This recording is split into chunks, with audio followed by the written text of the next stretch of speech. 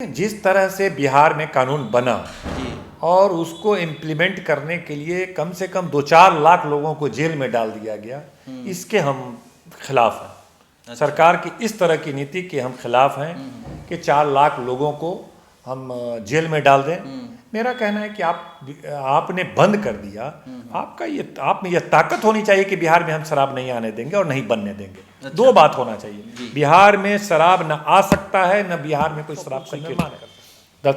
सब भोला टकीज गुमटी स्वीकृत है, दलसिंह सराय का 32 नंबर गुमटी स्वीकृत है, मुक्तापुर मतलब ये जो समस्तीपुर जिला में मुक्तापुर, ये जो पुला बोल रहे हैं ये रेलवे क्रॉसिंग की। हाँ आरओबी, हाँ रेल ओवर ब्रिज, हाँ आरओबी रेल ओवर ब्रिज। तो एक ये है, दलसिंह सराय में एक मुक्तापुर है, दरभंगा में भी जाइएगा तो दोनार है, तो कहाँ है, तो 100 आरओबी स्वीकृत है। लेकिन ये लोग।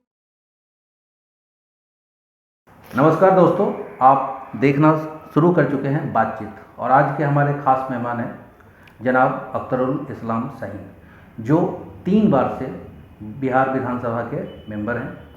और हमने उनसे गुजारिश की कि सर हमें कुछ समय दिया जाए, हम आपसे बात करना चाहते हैं। तो इन्होंने बहुत ही प्यार से, और मैं आज ही सुबह में आया था, तो इन्होंने बहुत ही प्यार से बातचीत की और कहा कि ज़रूर, और एक दोस्ताना माहौल हो गया। तो हम लोग इनसे बातचीत कर रहे हैं।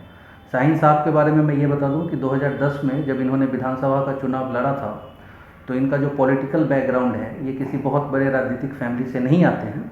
उसके बावजूद 2010 का इलेक्शन, जिसमें नीतीश कुमार ने पूरा का पूरा बिहार अपना परचम लहराया था और पूरा कवर किया था, उसमें शाहीन साहब ने बिहार समस्तीपुर विधानसभा से अपनी जीत दर्ज की, और तब से लेके अब तक ये लगातार जीतते आ रहे हैं। और जिस समय ये चुने गए थे, उस समय मुझे लगता है कि ये बिहार विधानसभा के सबसे यंगेस्ट मेंबर थे, और 28 साल की उम्र में ये विधायक बन गए थे। तो बहुत ही कम उम्र में सक्सेस को देखा और सक्सेस को कैरी फॉरवर्ड किया, ये बहुत बड़ी बात है। ये मैं उन यंग लोगों से मैं कहना चाहूँगा, सर से मैं पूछूंगा भी कि जब आपको कम उम्र में सक्सेस मिलता है तो उसको कैसे कैरी किया जाता है। इसके जीते जाते एग्जाम्पल हैं हमारे शाहीन साहब। तो सर स्वागत है आपका, आपने धन्यवाद समय दिया। सर मैं ये जानना चाहूँगा सबसे पहले कि आपका जो बैकग्राउंड है, आप का जो बचपन है वो कहाँ बीता, कैसे बीता, और आपने शुरुआती जो पढ़ाई लिखाई है वो कैसी रही, और बचपन कैसा था आपका एज अ चाइल्ड। मैं समस्तीपुर शहर के धर्मपुर में ही पैदा हुआ जी, और यहीं मेरा बचपना भी गुजरा, और यहीं छात्र जीवन भी मेरा यहीं रहा, और यहीं शहर के स्कूलों में मैंने मैट्रिक किया, 10th किया, यहीं 12th किया। 12th के बाद कुछ बाहर पढ़ने की कोशिश किया हमने, पटना भी गए, अलीगढ़ भी गए, और दिल्ली वगैरह भी गए।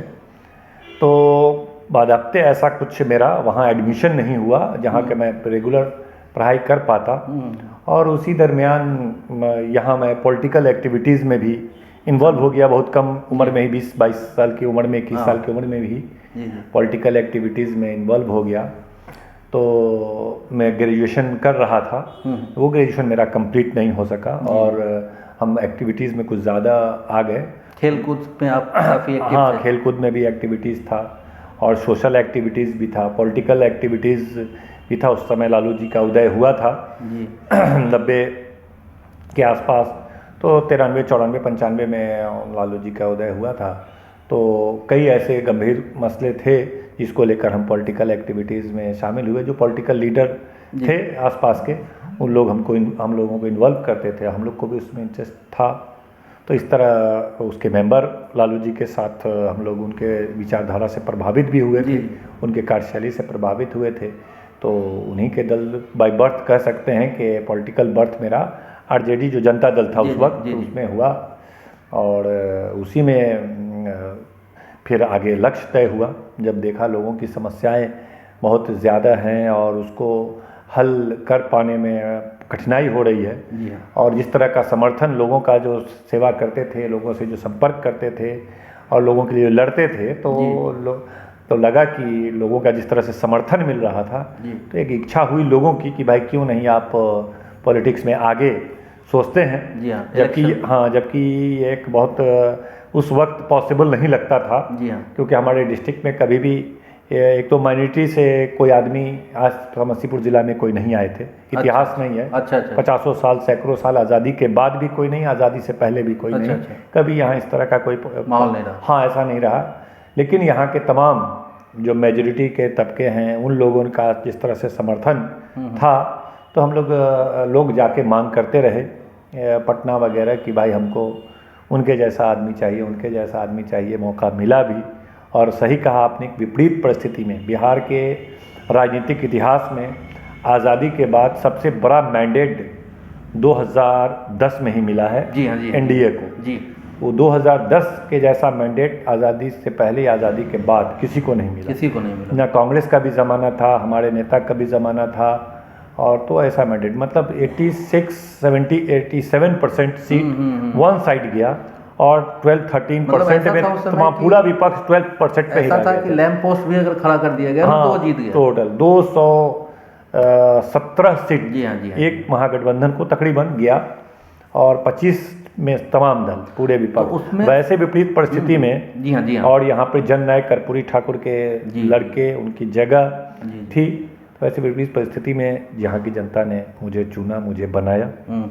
तो मुझे लगा था उस समय यहाँ आपको चुनने के लिए यहाँ की जनता में ये शायद ये सोच आ गया था कि हमें जो लीडर चाहिए वो अपने बीच का चाहिए और यंग चाहिए, जो हमारी बातों को पुरजोर रख सके।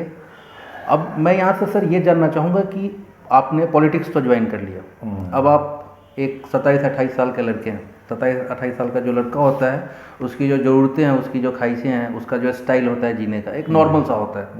अब आप विधायक बन जाते हैं, तो पहली बात तो यह है कि जब आप जाते हैं विधानसभा, तो उस समय जिन लोगों को आप देखते हैं दूर से, टीवी पे देखते हैं या पेपर में देखते हैं हम लोग, उन लोगों से आपका आमना सामना होता है, वो आपको मिलते हैं, वो आपसे बात करते हुए दिखते हैं।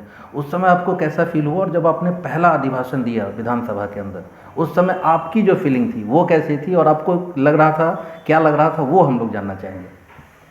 देखिए, बेसिकली ये था कि हम तो एक सोशल वर्कर थे। जी हाँ जी। और थोड़ा मोड़ा पॉलिटिकल वर्कर थे, तो वैसी परिस्थिति में, और जब पूरा बिहार एक तरफ से एनडीए के पक्ष में था, जी जी। और समस्तीपुर की जनता ने इस जननायक कर्पूरी ठाकुर के ज़मीन पर उनके बेटा को छोड़ करके मुझे जिताया, ये अपने आप में एक बहुत अद्भुत घटना थी। अद्भुत घटना। और मेरे लिए भी यह एक बड़ी चुनौती के साथ ये सम्मान था कि यहाँ की जनता ने आखिर क्या आशा और उम्मीद हमसे करके यहाँ पर इतनी बड़ी जिम्मेदारी दी है। हम एक साधारण परिवार के साधारण इंसान, कम उम्र के और थे, और इतनी बड़ी जिम्मेदारी थी, तो इसको हम लोगों ने बहुत ही चैलेंज के रूप में लिया कि अब जनता जिस आशा, जिस उम्मीद, जिस अपेक्षा के साथ मुझे यहाँ का प्रतिनिधि बनाया है, उस पर मैं खरा कैसे उतरूँ, इसको चैलेंज के रूप में लिया। और जो भी बन पड़ता था असेंबली में, सही कहा आपने कि असेंबली में वैसे लोग जिनको हम टीवी पे, अखबारों में पढ़ा करते थे, नाम सुना करते थे, वैसे लोगों से मिलने का मौका मिला, उनकी बातों को, उनके कार्यशैली को समझने का कोशिश भी करते थे, और असेंबली में अपनी बातों को रखने का, क्योंकि बहुत कम विपक्ष के मेंबर थे। जी हाँ, जी हाँ। विपक्ष बहुत छोटा था, और वैसी परिस्थिति में जो विपक्ष को बात रखने का मौका मिलता है, वो मौका ज़्यादा मिलने लगा। वजह ये था कि मेंबर बहुत कम थे। जैसे अभी देखेंगे तो 115 मेंबर तकरीबन विपक्ष में तमाम लोग मिला के लगभग 115 मेंबर हैं। तो अभी टाइम मिलना मुश्किल है। जी हाँ। अभी टाइम मिलना, जैसे राजद के पास ही अगर 80 एमएलए है, तो उसको तय करना होता है कि आज कौन बोलेंगे, तो 2-4 लोग में ही टाइम खत्म हो जाता है। तो आपका टाइम फिर आए तो अभी बहुत मुश्किल है कि आपको मौका मिले। आप चाह रहे हैं बोलना, लेकिन आपको मौका नहीं मिलेगा, क्योंकि बहुत मेंबर हैं, सबको मौका मिलना चाहिए। तो उस वक्त बराबर मौका मिलता था, क्योंकि मेंबर बहुत कम थे, और उसमें भी जो कम मेंबर थे उसमें सब आदमी की बोलने में, अपनी बातों को रखने में रुचि नहीं थी। खासकर कई सीनियर नए मेंबर थे, तो उसको वहाँ पर अपने क्षेत्र की समस्या को मजबूती से रखने का काम किया। और असेंबली में बोलना और बाहर बोलना, भाषण देना, दोनों बहुत डिफरेंट होता है। वहाँ पे पूरे आंकड़े के साथ, पूरे तथ्यों के साथ बात रखनी होती है, तो पूरा अध्ययन करना पड़ता है। आप किस विषय पे बोल रहे हैं, उसकी क्या स्थिति है, क्या सच्चाई है, क्या आंकड़ा है, रेफरेंस के साथ। तो हम लोगों ने लगातार किया, बातों को रखा बहुत बेबाकी से, न सिर्फ अपने विधानसभा क्षेत्र के लिए बल्कि पूरे बिहार के शिक्षा व्यवस्था पर, स्वास्थ्य व्यवस्था पर, बिजली की व्यवस्था पर, तमाम पलायन की व्यवस्था पर, बेरोजगारी की तमाम विषयों पर मजबूती से रखा और क्षेत्र के हर समस्याओं को, जितनी भी समस्याएं थी उसको बहुत मजबूती से सर रखने का यहाँ से काम किया। प्रश्न उठता है कि अभी के संदर्भ में ये प्रश्न काफ़ी प्रासंगिक है कि आपने पॉलिटिक्स चुना as a full time job, ये जो काम है, और उसमें आपने जो विचारधारा चुनी वो समाजवादी विचारधारा चुनी। मेरा प्रश्न ये है कि आपके हिसाब से समाजवादी विचारधारा ही क्यों, ये आपने इसी को क्यों चुना और इसके क्या कारण हैं?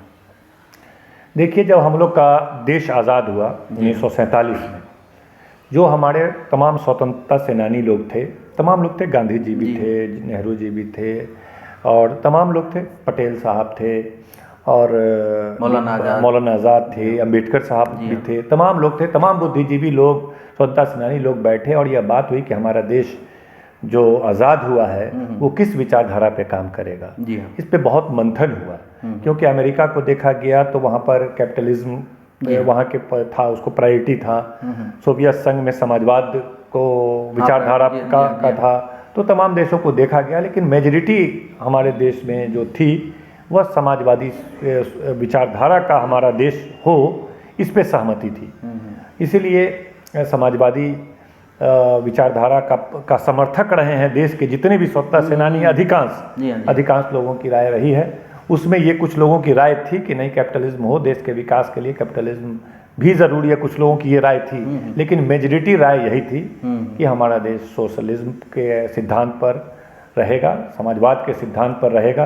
क्योंकि देखिए, बात यह है कि कैपिटलिज्म में मुनाफा देखा जाता है और उसका मालिक जनता नहीं होता है, ना सरकार होती है, बल्कि वो इंडिविजुअल हो जाता है। जैसे क्योंकि इससे बहुत सारे प्रश्न निकलते हैं। अभी जैसे कि आपने कहा कि कैपिटलिज्म में मालिक जो है वो एक कोई इंडिविजुअल बॉडी होता है। अभी दो तीन दिन पहले बैंकों की हड़ताल हुई पूरे भारत में जी। उन्होंने वो विरोध कर रहे थे कि प्राइवेटाइजेशन को लेकर के वो विरोध कर रहे थे कि ये नहीं किया जाए और इस तरह से, क्योंकि अगर सरकार आपकी जवाबदेही लेती है तो आदमी को एक भरोसा रहता है। बिल्कुल। जैसे देखिए, जियो एक कंपनी है या एयरटेल एक कंपनी है, बहुत सारी कंपनियां हैं।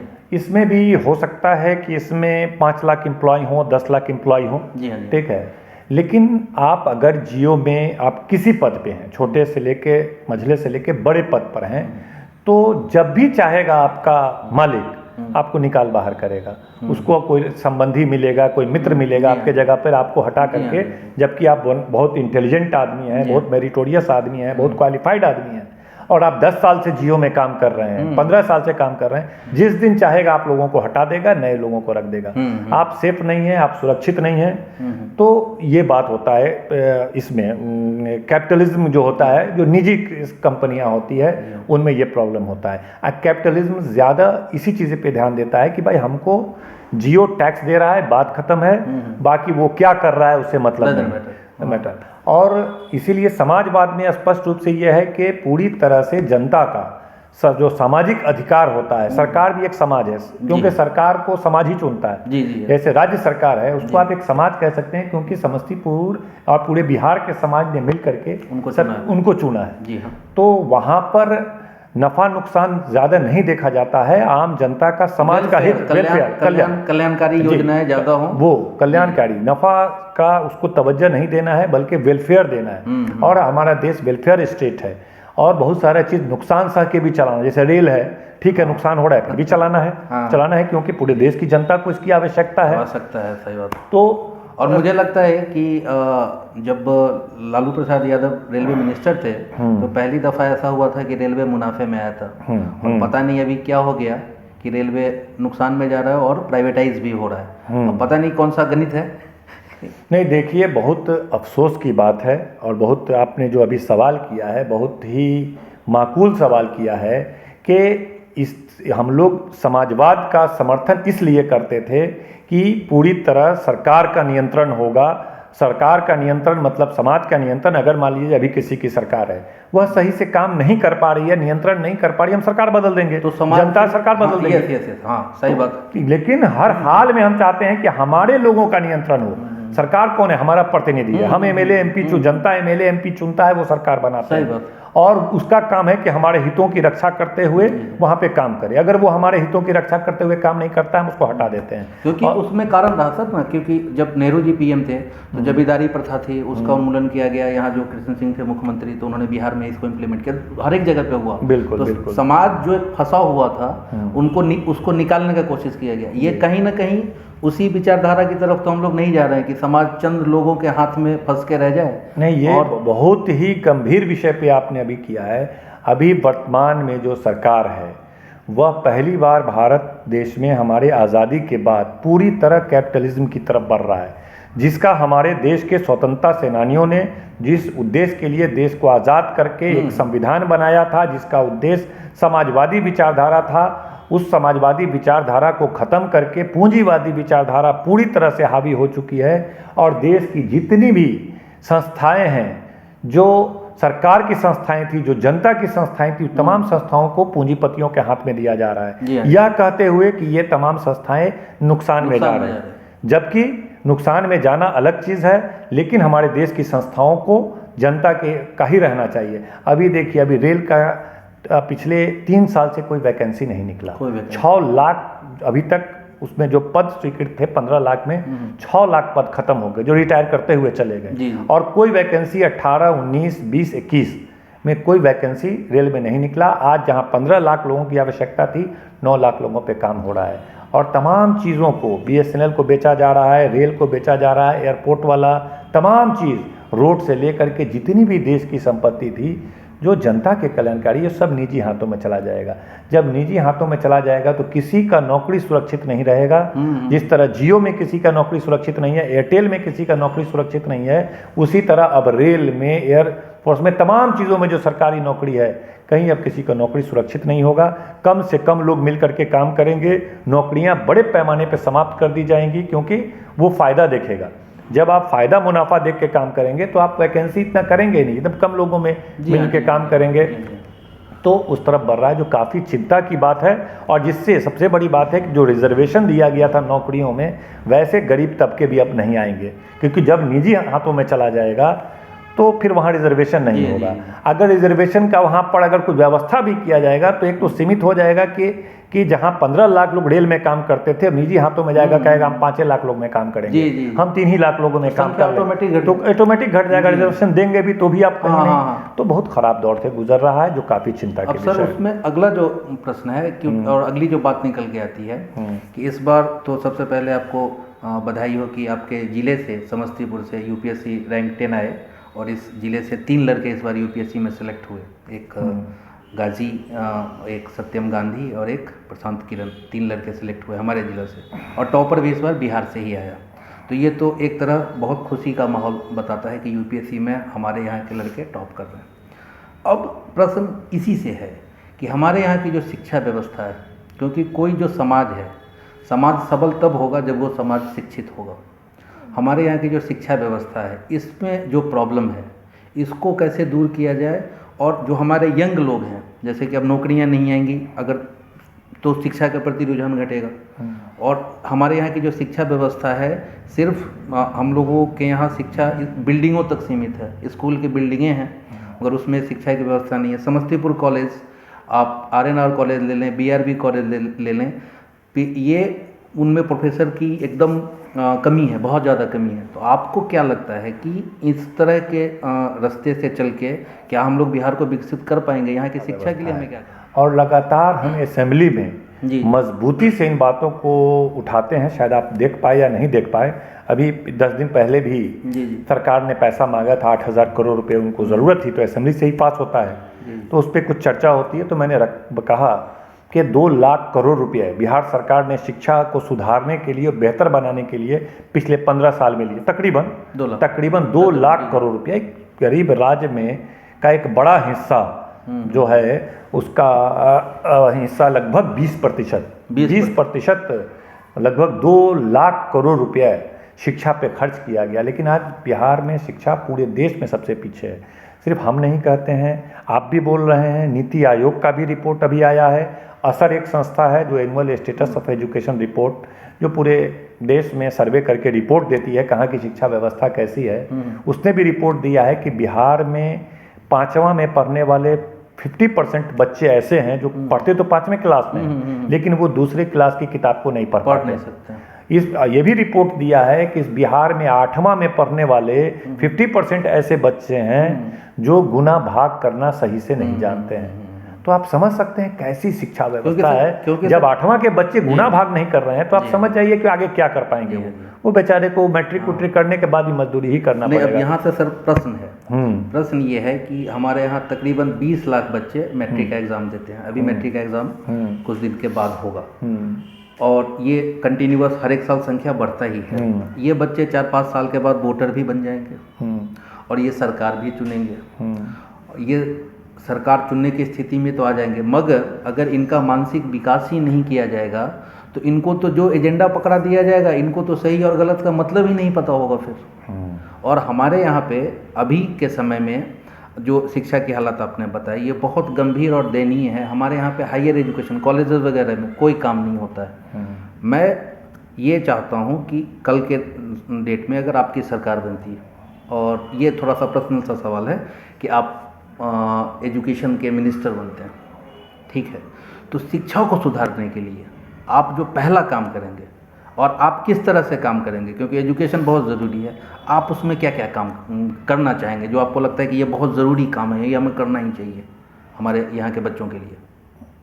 सबसे पहली बात तो ये है कि हमको जैसे कॉलेज में आप आते हैं, कॉलेज में अभी 20% शिक्षक भी नहीं है। 20% वो ज़्यादा हम बोल रहे हैं, तो 13-14% ही शिक्षक हैं। तो सर ये जो नारा दिया जाता है कि भारत विश्व गुरु हो गया, तो मेरा प्रश्न ये है कि बिना गुरु के विश्व गुरु कैसे हो गया? क्योंकि कॉलेज खाली हैं। बिल्कुल।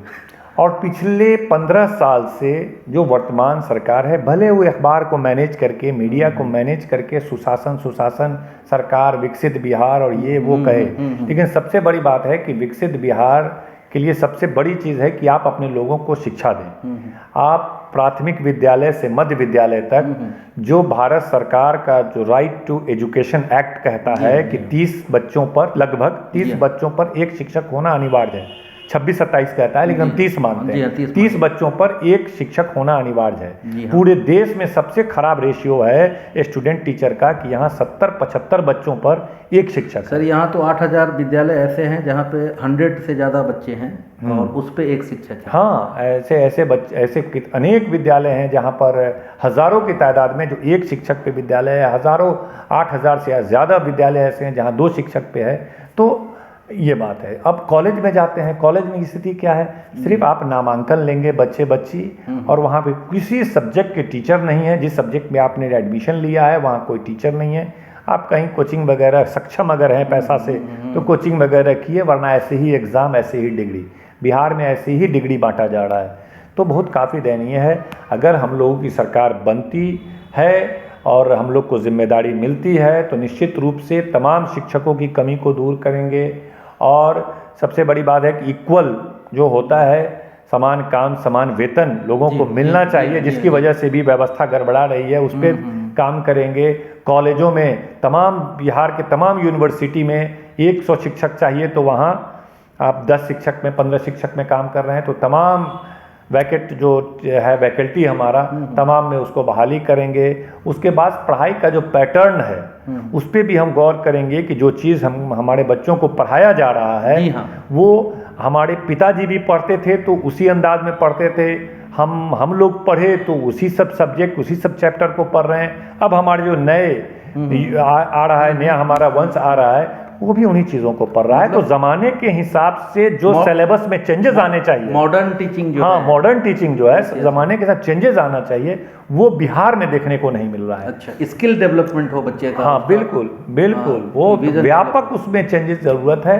जो हमारे पूरे विश्व में जिस तरह से बदलाव है उसका अध्ययन होना चाहिए, और या जो विकसित राज्य है उसका भी अध्ययन होना चाहिए। और अध्ययन करने के बाद व्यापक बदलाव की, जैसे कि अभी आप कॉलेज में चले जाइए तो कहेगा वही इतिहास पढ़ो, भूगोल पढ़ो, ये पढ़ो। आपको इस तरह का जॉब ओरिएंटेड कोर्सेज़ हैं उस तरह का आप नहीं चलाते हैं। आप जैसे MBA वगैरह आप किसी कॉलेज में अब नहीं है। समस्तीपुर में जाइए, कोई MBA करना चाहता है नहीं कर सकता है। गरीब जो 80% आबादी है वो MBA नहीं कर सकता, लाख 2 लाख रुपया फीस लगता है। तो हमने इस कई बार असेंबली में उठाया है कि आप MBA BBA कराइए, यहाँ आप BCA MCA कराइए, यहाँ इस तरह का कोर्स कराना चाहिए। स्किल बनाइए, हाँ स्किल बनाइए लोगों को, ताकि लोग पढ़ाई के साथ तुरंत जॉब ओरिएंटेड पढ़ाई कर सकें।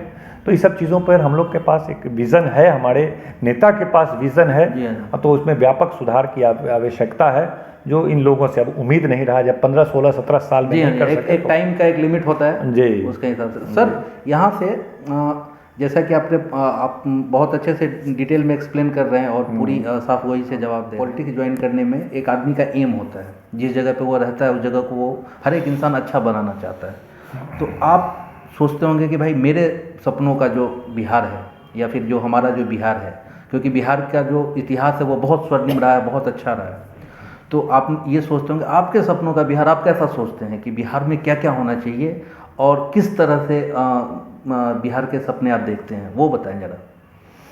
देखिए, हम लोग एक जनता के द्वारा चुने हुए प्रतिनिधि हैं। जी हाँ जी। और असेंबली में भी बैठते हैं, और बिहार के बारे में जो स्थिति हम लोग व्यापक रूप से पूरे बिहार का देखते हैं तो बहुत निराशा हताशा होती है कि आज तमाम जो सूचकांक हैं, मतलब आप लोगों को भी देख के डिप्रेशन, हाँ बिल्कुल, मतलब कि भाई सबसे पीछे, हर चीज़ में सबसे पीछे बिहार। भारत सरकार का भी आंकड़ा और तमाम संस्थाओं का आंकड़ा यह बता रहा है कि बिहार तमाम चीज़ों में सबसे पीछे है। तो बहुत अफसोस होता है, और अफसोस और ज़्यादा तब होता है जब सत्ता में बैठे लोग यह दावा करते हैं कि बिहार विकसित कर रहा है, तरक्की कर रहा है, बेहतर हो रहा है, काम कर रहा है, चाइना से एकदम आगे, अमेरिका से आगे, कहाँ से आगे, एकदम लोग क्या से क्या बोलते जाते हैं। और तमाम आंकड़ा, ऐसी बदतर स्थिति देख करके हम लोग बहुत, एक तो शिक्षा के बारे में बताएं कि हमारा आने वाला पीढ़ी बर्बाद हो गया पिछले 15 सालों में, कि लोग कुछ भी नहीं जानते, मैट्रिक इंटर पास है, एप्लीकेशन लिखना नहीं जानते, जो 80% लोग जो सरकारी विद्यालयों में पढ़ते हैं, और जो स्थिति वहाँ पर बनी है। और जो 10-20% है पैसा खर्च करके अब प्राइवेट की तरफ अपना कुछ करते हैं, या बाहर जा करके कर रहे हैं, वो लोग कुछ कर पा रहे हैं। तो जैसे समस्तीपुर के बच्चे, आप बताएं कि टैलेंट की हमारे बच्चों में कमी नहीं है, प्रतिभा की कमी नहीं। समस्तीपुर जैसे छोटे जगह में आप देख रहे हैं कि हर साल 3-3, 4-4, 5-5 बच्चे UPSC निकाल रहे हैं, IIT निकाल रहे हैं, मेडिकल का नीट निकाल रहे हैं, बड़ी बड़ी संख्या में लोग निकाल रहे हैं। इससे ये पता चलता है कि समस्तीपुर और बिहार के बच्चे में टैलेंट की कमी नहीं है, बस यहाँ पर उनको इस तरह का व्यवस्था नहीं दिया जाता है। किसी को कोटा जाना पड़ता है, दिल्ली जाना पड़ता है, विभिन्न जगहों पर जाके दूसरे राज्यों में जा करके पढ़ना पड़ता है। स्थिति तो बहुत दयनीय है।